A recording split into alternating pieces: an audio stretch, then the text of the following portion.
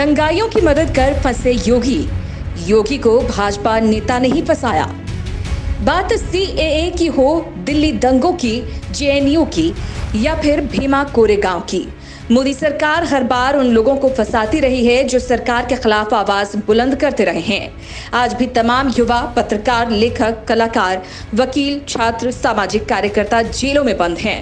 उन पर यूएपीए जैसी संगीन धाराओं का प्रयोग किया गया है।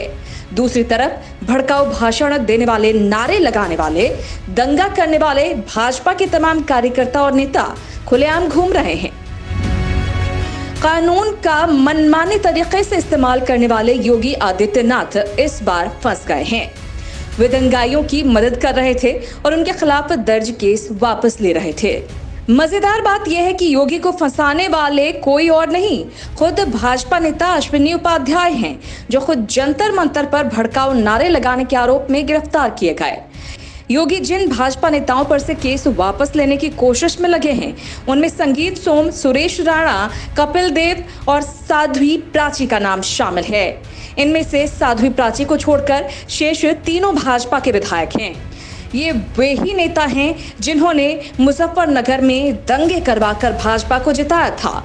उत्तर प्रदेश से लेकर केंद्र तक में भाजपा की सरकार बनने में इन दंगों का हाथ था।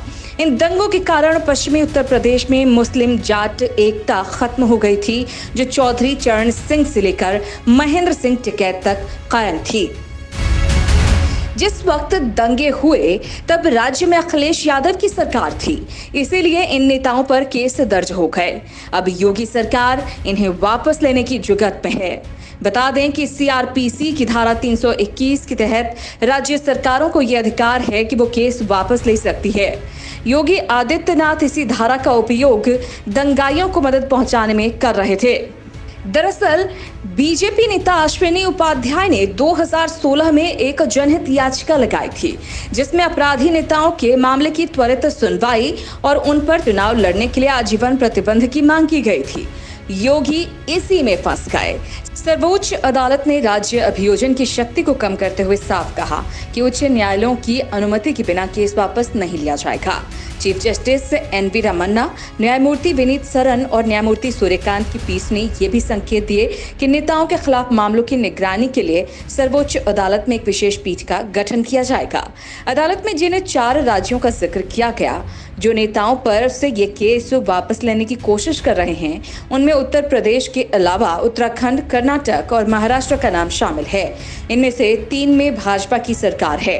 बहरहाल भाजपा किस तरह दंगाइयों की मदद करती है, इसकी कलई खुल गई है। सुप्रीम कोर्ट का ये आदेश सरकारों के मुंह पर तमाचा है, जो कानून से खिलवाड़ करने से नहीं चूकते।